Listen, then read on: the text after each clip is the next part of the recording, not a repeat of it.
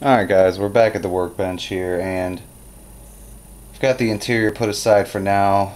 Parts are drying, so I decided to do something easy, and I'm working on this Ford Flathead, which I don't know if I'd say this is the best Ford Flathead that I've seen in a kit. The 48 Ford Woody is also a nice example. This one's very nice. Sure beats the old 34 Ford Limburg example, and I believe the AMT had a similar version. There's a little bit of misalignment here and there on this one, but it's not really too bad. Most of this is just from the extra bit of glue that I put on here to make sure the seam would be okay. So just a little bit of sanding here and there. Gotten these just about good to go. Just wanted to show you this nicely glued up little beauty here. Sanded every single piece on here, pretty sure. Make sure that there shouldn't be any seam lines or any imperfections once it's all painted. I even sanded some areas that you really won't see. This here is totally sanded smooth, so hopefully won't see any seams there once it's painted.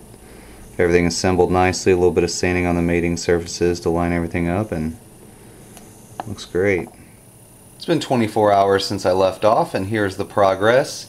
The engine is just about complete. I just need to do the main painting on the engine here itself, and you can see I came up with this little jig which is still drying, just to hold on to this engine and probably a few other ones that I'm going to be building, because it looks like it's pretty universal. I had a slight hiccup in the build, nothing too big of a deal. I guess it was more my fault than anything. I was putting the engine here on the little engine stand that I made, and well, split my transmission case. And I did use, if I remember correctly, I used the Pro Weld on this, but I think I just didn't get any really in the seams as much as I should have, so could have been mostly my fault, but I definitely got it in there that time. And I can tell because the seams bubbled up again and everything, so I'm gonna have to re-sand that down. Yeah, you can definitely tell right there. So a little bit of a hiccup, nothing that's too big of a deal. That actually should be good to go here in a few hours. And I also decided that I'm really not a big fan of these radiator hoses. I can probably get away with using the lower ones since they're very small. However, those would be the easiest ones to replace. But these upper hoses, I don't know. If I can paint them and detail them good, maybe see if I can get some foil on there, then I might use them. But depending on how the fitment is, I think I'm going to go with something like this. However, these are too small. But I'm going to see if I can find some black tubing to replace those, give it more of a realistic look, and it'd be easier just, you know, super glue it in place, bend them up. So here's the first coat of paint on the engine. Brush painted this, and we use the Model Master dark green. I really like this color, and it looks like it's turning out to be a flat color, and this is just the first kind of base coat. I want to do the top coat over this, so it'll be real thin. It'll come out real smooth. Probably going to thin this down a little bit. And just got some putty there to mark off transmission. Probably going to do that in a possibly gunmetal type color. So as you can see there, real thin coats. Just make sure you don't lose any detail. And all the other parts here are ready to go. Like I said, the air cleaner, that's going to be finished up later.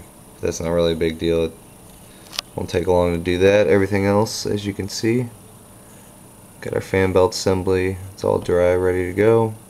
I need to cut up some wire that's appropriate size for the radiator hoses and measure them out, and we'll be good to go. So here's our chassis and frame, and the fenders and everything there for my measurements for the exhaust. You can see I got some marks there. Not really sure where I'm going to cut it. I just definitely don't want the pipe going under the axle. I'm going to get rid of that, so it sits right about here, but it actually runs through the frame here, which is cool because that'll help support it. And I'm going to make a little bracket here, and I think what I'm going to do is just right after this angled support here, I'm just going to make a turn down just so it's long enough to clear the frame and everything, and you'll be able to see it a little bit when the model's finished. Here's the final mock-up for the modified exhaust. You can see where I trimmed it off. Looks like it'll fit perfectly. I left the end a little long, but if I decide to, I can leave it like this. It'll clear. It's going to finish up this video. I hope you come back for part 2 where I'll finish up this engine. I can't wait to see what it looks like. I hope you guys are enjoying everything. Thank you all for watching, and lots more videos to come.